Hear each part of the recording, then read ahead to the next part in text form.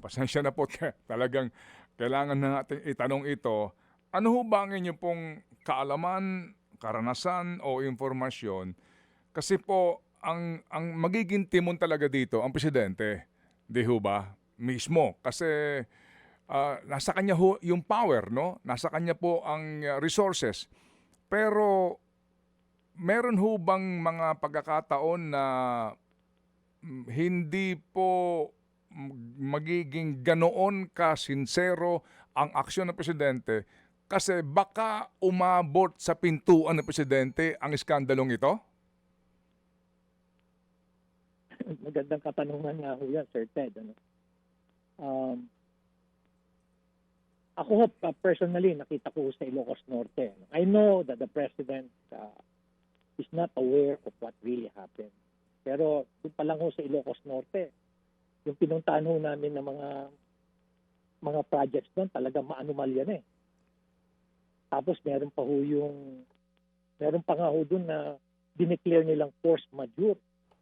At nung kinakausap ko na yung mga residente doon, community doon, natataranta na yung mga district engineer.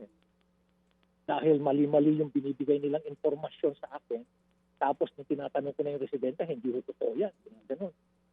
Ibig sabihin kung merong force majeure doon na nilagay nila doon sa Gabo pa na lugar mismo ni Senator Amy, ano pa kaya doon sa ibang lugar? Kaya napakarami ho talaga. Isa pa ho, napakalaki ho ng pondo na nailagay ho sa Ilocos Norte. Isang distrito pa lang ho yun. Umabot na ho ng 12.9 billion noong 2025. Iba pa yung ibang distrito. Kaya can you just imagine ano yung absorptive capacity? Kaya talaga hong daming maanomalya. Kaya siguro siguro kailangan din ni Presidente talaga na magbigay pa ng matinding salita para imbestigahan na rin yung mga nangyari sa Ilocos Norte. That's the only thing na talagang maipakita niya talaga na sincere siya rito sa pag-iimbestiga. Are you referring to the district of Congressman Sandro Marcos? Malaki rin ho natanggap. Based din doon sa panahon natin, doon ho sa files na naibigay ho sa atin. It's about 13 billion din na natanggap niya noong 2025. Tapos iba rin ho yung sa ibang district pa ng Ilocos Norte sa 2nd District. From 2 billion, natanggap nila 7 billion din. So can you just imagine for the entire Ilocos Norte, almost 20 billion for 2025 ang naibigay dyan. At may mga choice na dyan, may mga pinili lang na mga contractor dyan. Saan distrito? Nakita ko yun Saan pong distrito may mga ghost projects po sa Ilocos Norte? So far during your time? Sir Ted, hindi ko na po masabi. Nung nagpunta ho kami doon, wala ho kami nakitang ghost project. Mm-hmm. Pero maanomalya ho, substandard, meron ho. At yung dineclare ho nilang force majeure na project ho doon sa Gabo, ayun ho, sana ho talaga matindi ang pag-iimbestiga na gagawin ho doon. Opo. Kasi ho, talaga yon, anomalya ho talaga yon. Mm-hmm. Wala pong ghost project na inyong nadiskubre pero meron ka rin yung substandard at may mga questionable pong proyekto. Kaninong distrito po yon?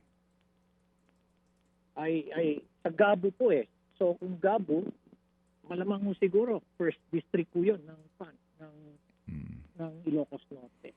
Opo. Yung ICI ho ba gumawa ng report kasi hindi pong inaabangan ng iba Yung 'di ba, bagamat referral po lamang ito for further investigation, gumawa ho ba ng report ang ICI investigators dito po sa mga distrito po sa Ilocos Norte? Nakaikwan na po yun. Hindi ko po alam kung gumawa po si General June Asurin. Mm-hmm. Kasi po, kaya po ako napunta doon, despite the fact na nag-resign na ako, was on the invitation of DPWH. Mga kapatid, brothers and sisters, saan ka pa? Dito na tayo sa totoo. Dito na tayo sa True FM. Mga kapatid, mag-subscribe and follow po kayo sa social media accounts ng True Network PH. Yan po kami, hanapin nyo lang True Network PH, Facebook, Instagram, YouTube, TikTok, and podcast. mapa Apple or Spotify man yan, mahahanap nyo kami. Lahat ng mga napapanood at napapakinggan nyo po sa programa, nasa social media accounts namin yan. So paano mga kapatid? See you sa social media!